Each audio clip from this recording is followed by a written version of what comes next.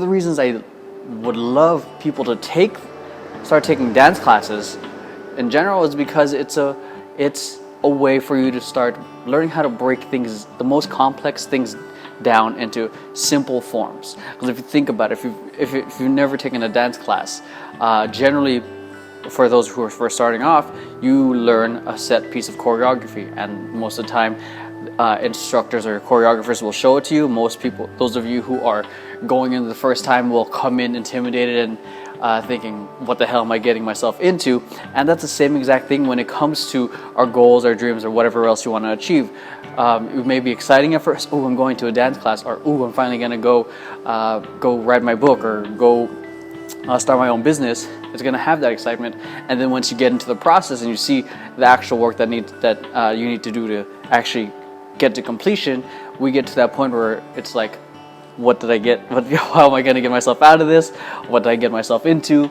And we start hearing these sort of self-doubt conversations of, I'm not good enough, I'm going to make a fool of myself. And this is the same exact conversation you're going to be getting outside of that. So I believe that taking a dance class is a simple metaphor, because then once you start getting into the process and start learning from the teacher, this is why getting mentors are so important in whatever venture you're going through, because they've been there, they've worked with a lot of other people who have started where you started, and they've been in your shoes as well.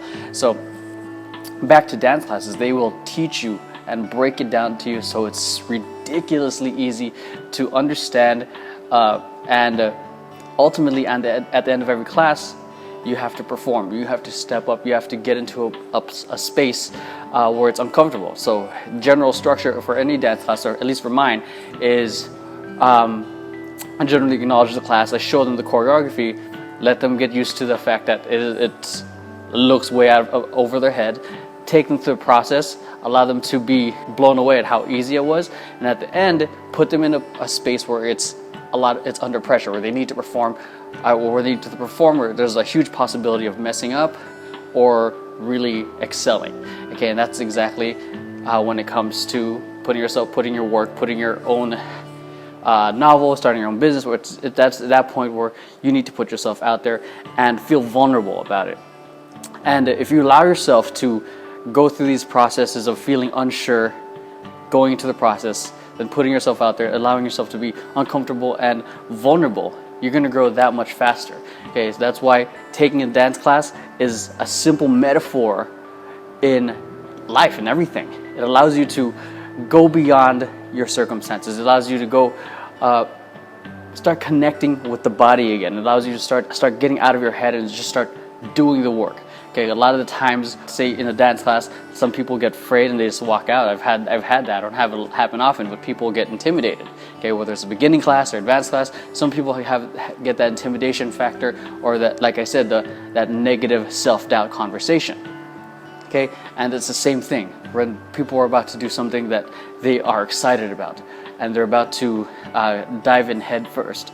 They get that experience. They get that conversation starts seeping back in their heads, and as they continue walking, those voices get louder and louder, and this is where a lot of people tend to walk away.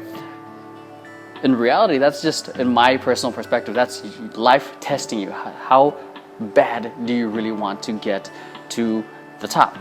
How, and when it's time to perform, are you going to step up, or are you going to get scared and walk away with your tail between your legs?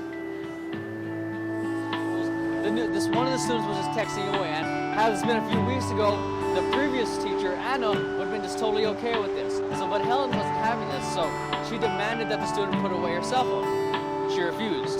So this led to a huge back and forth that lasted about 10-15 minutes, and eventually resorted